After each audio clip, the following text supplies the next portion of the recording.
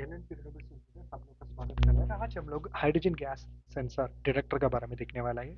Okay, इसमें क्या क्या चीज़ ये सेशन में हम लोग समझने वाले हैं। ये सेंसर मतलब क्या है, ये देखने के लिए कैसे दिखेगा, इसको किधर हम लोग यूज़ करेगा। ओके, ये मतलब इसको कैसे इंस्टॉल करने का, अगर इसको इलेक्ट्रिकल वायरिंग करने का तो ये कैसे कर सकते हैं। बेसिक कॉन्फ़िगरेशन सेटिंग इसके अंदर जाके हम लोग कैसे कर सकते हैं। ओके, इसका वायरिंग कनेक्शन हम लोग कैसे करने का बोल के आज हम लोग देखने वाले, स्पेशली पीएलसी कंट्रोलर का साथ। ओके, वो एक हाइड्रोजन सेंसर मतलब ये क्या है, ये एक गैस डिटेक्टर है। ये किस चीज़ के लिए हम यूज़ कर रहे हैं, हाइड्रोजन गैस को डिटेक्ट करने के लिए यूज़ कर रहे हैं। आज हम लोग देखने वाले दो मॉडल है। एक एक फ्लेम प्रूफ वर्जन है, इसका इनक्लोजर आप देखिएगा तो एल्यूमिनियम इनक्लोजर है। सो इसको गैस ट्रांसमिटर भी हम लोग बता सकते हैं। दूसरा मॉडल है प्राइम एक्स आई है, ये इंडोर एप्लीकेशन के लिए हम लोग यूज़ कर रहे हैं। ये प्लास्टिक है, ठीक है। ये किस चीज़ के लिए हम लोग यूज़ कर रहे हैं, अगर मान लो हाइड्रोजन प्रोड्यूस कर रहे हैं हम लोग और कुछ जगह में हम लोग स्टोर कर रहे हैं और ट्रांसपोर्ट कर रहे हैं, एक जगह से दूसरी जगह लेके जा रहे हैं, ये लीकेज होने का पॉसिबिलिटी बहुत ज़्यादा है। इसको प्रिवेंट करने के लिए हम लोग एक हाइड्रोजन सेंसर को हम लोग यूज़ करवा रहे हैं, ठीक है। ये देखने के लिए कैसे दिखेगा, विथ डिस्प्ले टाइप आप देखेगा तो इसमें एक एलईडी डिस्प्ले आएगा। ओके, एलसीडी डिस्प्ले आएगा एंड एलईडी इंडिकेशंस भी है। लाल कलर है तो अलार्म्स आएगा। ओके, येलो कलर है तो वार्निंग्स है। ओके, ग्रीन कलर है तो मतलब एकदम हेल्थी है, नॉर्मल है। सो इसका कॉन्फ़िगरेशन करने के लिए, इसका अंदर घुसने के लिए हमको कीपैड चाहिए। इसके लिए हम लोग ये 4 कीपैड हम लोग यूज़ करवा रहे हैं, ठीक है। एंड मोस्ट इंपॉर्टेंटली आप देखिएगा तो इसका साथ आप पावर वायरिंग करने का तो आप क्या कर सकते हैं, ये टर्मिनल यूज़ कर सकते हैं, ठीक है। अपार्ट फ्रॉम इट इसके नीचे भी कुछ टर्मिनल्स है, वो दूसरा फोटो में आपको पता चलेगा। मान लो ये सेंसर को आप एक पाइप के अंदर फिक्स करने के लिए तो आप इधर ही सेंसर आएगा, ठीक है। अगर ये बराबर फिक्स करने के लिए आप क्या कर सकते हैं, बेनेट जॉइंट्स को यूज़ कर सकते हैं, ठीक है। इसको कैसे इंस्टॉल करेगा, फर्स्ट एंड फॉरमोस्ट थिंग, इसका बैक प्लेन है उसको अनस्क्रू करना पड़ेगा। बाद में आपको क्या करने का, अगर आप दीवार में इंस्टॉल कर रहे हैं तो पाइप में इंस्टॉल कर रहे हैं तो आप क्या करने का, वो बैक प्लेन को फर्स्ट इसमें इंस्टॉल करने का आप इधर 6 mm डाई स्क्रूज यूज़ कर सकते हैं। अगर मान लो आप पाइप्स में इंस्टॉल कर रहे हैं तो M6x20 स्क्रूज आप यूज़ कर सकते हैं, ये बराबर इंस्टॉल हो जाएगा। आप बराबर बैक प्लेन को इंस्टॉल कर दिए तो बाद में आपको सेंसर को वापस इंस्टॉल करना पड़ेगा। इंस्टॉल करके स्क्रूज को लगा के टाइट करना पड़ेगा, ठीक है। अगर मान लो आपको पावर वायरिंग करने के लिए तो आप क्या कर सकते हैं, ठीक है। 1 2 3 4 टर्मिनल सीसी में है, एकदम टॉप में है। अगर डिस्प्ले है तो एकदम टॉप में आपको ये डिस्प्ले आएगा। आप क्या कर सकते हैं, 1 और 2 में 0 वोल्ट 24 वोल्ट कनेक्शन दे सकते हैं, 3 वायर है तो okay. And third terminal signal cable connect कर सकते हैं। नहीं, आप 4 वायर यूज कर रहे हैं तो 3 and 4 3 सिग्नल केबल्स कनेक्ट कर सकते हैं, 4 आइसोलेटेड ग्राउंड केबल्स आप कनेक्ट कर सकते हैं कि 1 and 2 पावर वायरिंग के लिए। That is 24 volt supply, that's 24 volt DC supply.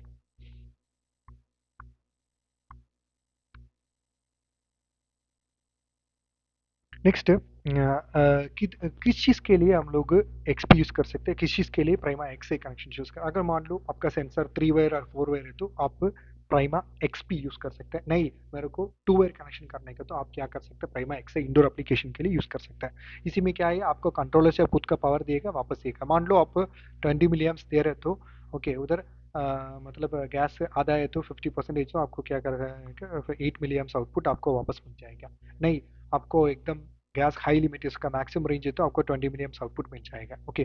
By default इसका अंदर आप टेस्ट करने के लिए 20 mA में देख सकते हैं। अगर मान लो आप 3 वायर कनेक्शन दे रहे तो ये पहले हम लोग दिखाए इसके हिसाब से आपको 3 वायर कनेक्शन कर सकते हैं। अगर 2 वायर है तो आप इधर दे सकते हैं। आप खुद सिग्नल केबल इसी में 2 में कनेक्ट करने का, 1 में आप पावर केबल देना चाहिए, ठीक है। एंड मोस्ट इंपॉर्टेंटली इसका ऑपरेशन के बारे में देखिएगा तो डिस्प्ले में आपको पता चलेगा एक्चुअल वैल्यू क्या है, कि इसका यूनिट कितना है। अगर कुछ अलार्म है तो इधर देख सकते हैं, कम्युनिकेशन बराबर है देखने का, अगर ये जिंदा है नहीं है बोल के वो हार्ट बीट सिंगल से आप पता चलेगा। अगर मान लो कुछ मेंटेनेंस का मतलब स्क्रू ड्राइवर का सिंबल आ रहा है तो, स्पैनर का सिंबल आ रहा है तो हम समझना पड़ेगा ये मेंटेनेंस मोड में है बोल के, ठीक है। सो मैं ऑलरेडी बोला ये कीपैड यूज करके हम लोग बहुत अच्छा काम इसका अंदर कर सकते हैं। सो ये keeper upward arrow, downward arrow, escape button and enter button, enter button use करके आप इसका अंदर मेनू का अंदर जा सकते हैं, ठीक है। Upward and downward arrows use करके आप आगे पीछे कर सकते हैं, ठीक है। वैल्यूज भी चेंज कर सकते हैं, लिमिट्स भी चेंज कर सकते हैं। अगर आपको वापस आने के तो आप एस्केप बटन यूज कर सकते हैं। एंड कोई भी सेटिंग आप चेंज कर रहे हैं उसका बाद आप एंटर बटन दबाना चाहिए। अगर मान लो वैल्यू चेंज कर दिया बिना एंटर बटन का, आप सीधा एस्केप दबा दिया तो वैल्यू सेट नहीं हो जाएगा। कोई भी वैल्यू आप सेट कर रहे हैं आप एंटर बटन दबाना चाहिए, ठीक है। अगर मान लो इसमें बहुत सारा मेनूज है, लगभग 11 12 13 मेनूज इसका अंदर है। अगर मान लो आप M0 का अंदर जा रहे हैं तो आप कैलिब्रेशन कर सकते हैं, ठीक है। किस चीज़ के लिए हमको पासवर्ड चाहिए, कैलिब्रेशन करने के लिए चाहिए, ठीक है। एंड लूप टेस्ट करने के लिए चाहिए। एंड मोस्ट इंपॉर्टेंटली कुछ रेंजेस को चेंज करने के लिए आपको पासवर्ड चाहिए, एंड अलार्म को रीसेट करने के लिए आपको पासवर्ड चाहिए। पासवर्ड क्या है, 0000 बोल के 4 जीरो आप यूज़ कर सकते हैं, ठीक है। अगर कुछ वैल्यूज़ का देखने का, इंफॉर्मेशन देखने के लिए आपको पासवर्ड का ज़रूरत नहीं लगेगा, ठीक है। ओके, सो मान लो हम लोग M01 का अंदर जा रहे हैं, तो आप zero on span gas calibration और ऑक्सीजन गैस कैलिब्रेशन कर सकते हैं, ठीक है। बेसिकली आप एंटर बटन दबाने का, आप मेनू वन सेलेक्ट करने का, उसके बाद एंटर दबा के पासवर्ड और जीरोस लगाना चाहिए। बाद में आप क्या कर सकते हैं, सिंथेटिक एयर को, दैट इज जीरो गैस को अप्लाई करने का।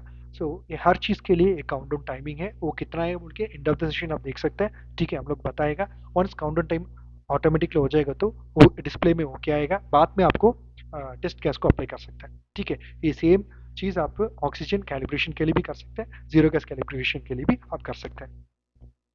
नेक्स्ट, अगर मान लो आप मेंटेनेंस करने का, ओके, आप गैस को दे दिया, वो कितना है, उसका वैल्यू कितना है आप समझने के लिए आप क्या कर सकते हैं, M0 का अंदर जाके बाय एंटर बटन दबा के, ओके, आप वो वैल्यूज को देख सकते हैं। इसके लिए पासवर्ड का जरूरत नहीं लगेगा। अगर मान लो आप कैलिब्रेशन करना है तो आप क्या कर सकते हैं, M4 का अंदर जाने का, ठीक है, एंटर बटन दबा के फिर आप पासवर्ड डालना चाहिए, 4 जीरोस डालना चाहिए। बाद में आप क्या कर सकते हैं, अप डाउन करके, ओके, आप zero calibration countdown timing, okay, span calibration countdown timing आप सेट कर सकते हैं। कोई भी चीज़ आप सेट कर रहे हैं, बाद में एंटर बटन हमको मैंडेटरली प्रेस करना चाहिए, ठीक है। अगर मान लो समटाइम्स कुछ सेंसर्स का लाइफ टाइम काउंटर, ओके, ख़त्म हो गया, तो आप क्या कर सकते हैं, उसको सीधा ऑनलाइन में भी चेंज कर सकते हैं, ठीक है। एंड मोस्ट इंपॉर्टेंटली, अगर LCD वैल्यू और LED टेस्ट को टेस्ट करने के लिए हम M06 के अंदर जाके एंटर बटन दबा के आप कर सकते हैं। Loop test specially most important test क्या है, क्योंकि ये सेंसर बराबर है 4 to 20 मिलियम्स आउटपुट हमको आ जाएगा, हमको समझने के लिए हम क्या कर सकते हैं, M7 के अंदर जाने का, ठीक है। उसके बाद एंटर करके पासवर्ड डालना चाहिए, 4 जीरोस। इसका डिफॉल्ट वैल्यू आप देखिएगा तो 12 मिली एम्प्स है। इसको आगे पीछे आप क्या कर सकते हैं, अपवर्ड एंड डाउनवर्ड एरो करके करके एंटर बटन दबा के वो कंसंट्रेटेड आउटपुट आप निकाल सकते हैं, ठीक है। अगर डिवाइस इन्फॉर्मेशन के लिए तो आप M08 यूज़ कर सकते हैं, सेंसर इन्फॉर्मेशन के लिए M09 आप यूज़ कर सकते हैं, ठीक है। And most importantly, range selection आप करने के लिए क्या करेगा, M10 आप यूज़ करने का, आप एंटर बटन दबाने का, M10 का अंदर जाओ, एंटर बटन दबा दो, पासवर्ड 4 जीरोस डाल दो, ओके। आप डिफॉल्ट वैल्यूज PB में हो जाएगा, आपको उसको, ओके, MG पर मीटर क्यूब चेंज करने का तो आप कर सकते हैं। कोई भी चेंज कर रहे हैं, एंटर बटन दबा दो, ओके बोल के डिस्प्ले में आएगा, बाद में ठीक है। अगर वो आप चेंज करने के बाद सीधा एस्केप बटन दबाए तो वैल्यू सेट नहीं हो जाएगा। कोई भी चेंजेस आप कर रहे हैं, एंटर बटन दबा के बाहर आना चाहिए। अगर मान लो कुछ अलार्म आकर हो गया, उसको रीसेट करने का आप क्या करने का, आप M00 मेनू का अंदर जाने का, ठीक है। उसके बाद एंटर बटन दबा के पासवर्ड डालना चाहिए। उसका अंदर घुसने के बाद आपको एक्चुअल अलार्म देख सकते हैं, उसको आप रीसेट कर सकते हैं। वंस वो सक्सेस हो जाएगा तो आपको सक्सेस मैसेज आ जाएगा, ठीक है। अगर मान लो आप हार्ट मॉड्यूल और रिले कनेक्ट कर रहे हैं तो उसके लिए सेपरेट कनेक्शन आपको करना चाहिए। एंड मोस्ट इंपॉर्टेंटली, अगर मान लो, ओके, आपको तो 4 to 20 मिनट्स आउटपुट मिल जाएगा, इलेक्ट्रिकल आउटपुट मिल जाएगा, उसी से आप समझ सकते हैं, मतलब एनालॉग वैल्यूज में आप समझ सकते हैं कितना गैसेस उसका अंदर है, कितना रिलीज हो गया बोल के आप समझ सकते हैं, ठीक है। ये तो ठीक है। अभी एक थ्रेशोल्ड लिमिट आप सेट किए ना, मैक्सिमम लिमिट में एक हमको एक अलार्म चाहिए। अगर मान लो डिवाइस फेल हो गया, हमको अलार्म चाहिए ना, इसके लिए ये रिलेस हम यूज़ कर सकते हैं, alarm relay and the failure relay. Alarm relay के लिए 1 to 3 टर्मिनल्स यूज़ कर सकते हैं।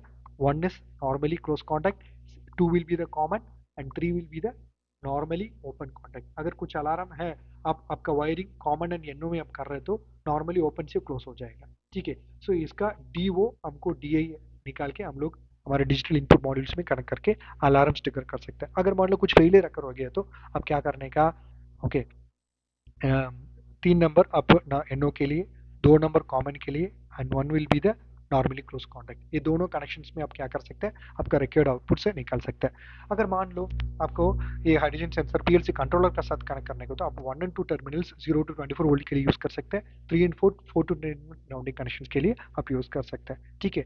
अगर मान लो कुछ हार्ड प्रोटोकॉल्स आप यूज़ कर रहे हैं तो डेडिकेटेड प्रोटोकॉल आप क्या कर सकते हैं, हार्ड पोर्ट को लिए एक प्रोविजन है, उसी में आप कनेक्ट करके आपका रिक्वायर्ड इनपुट निकाल सकते हैं। इवन PLC में भी आप कनेक्ट करके देख सकते हैं, ठीक है। अगर मान लो ये सब चीज़ ठीक है, आपको इसको कैसे इंस्टॉल करने का हम देख लिया, कि रिले का कैसे वायरिंग करने का देख लिया, ठीक है।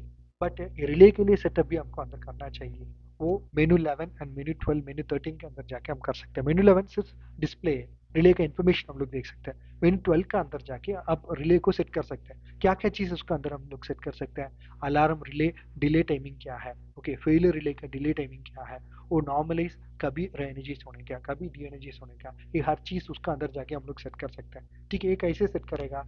आप एंटर बटन दबा दो, मेनू 12 के अंदर जाओ, ओके, डिफ़ॉल्ट पासवर्ड डाल दो 4 zeros, okay, upward and downward buttons use करके आपका रिक्वायर्ड फेलिंग अलार्म ऑप्शन से, अलार्म रिले डिले टाइमिंग से, कभी वो एनर्जाइज होने का, ओके, फेलियर रिले कभी एनर्जाइज, ये हर चीज़ उसका अंदर जाके आप सेट कर सकते हैं। कोई भी चीज़ आप सेट कर रहे हैं उसके बाद एंटर बटन दबाना चाहिए, अगर नहीं है तो वो सेट नहीं हो जाएगा। ठीक है, ये हर चीज़ सेट कर दिया। अभी आपको समझना चाहिए मैं रिले सेटिंग चेक किया, सेट किया, वो सही है, वो कैसे आप चेक कर सकते हैं? आप मेनू 13 के अंदर जाके, ओके, एंटर बटन दबा के पासवर्ड डालना चाहिए। उसके बाद आपको रिलीज के डिटेल पता चलेगा। आपको रिले को सेलेक्ट करके आप एंटर बटन दबाए तो वो रिले लैच हो जाएगा। उसके उससे आप रिक्वायर्ड आउटपुट से ना ये रिले टर्मिनल्स में आप टेस्ट कर सकते हैं। तो इससे आपको एक चीज़ समझेगा, मतलब हम कोई भी सेटिंग कर रहे हैं वो सही है गलत है आप इसी से कंफर्म कर सकते हैं।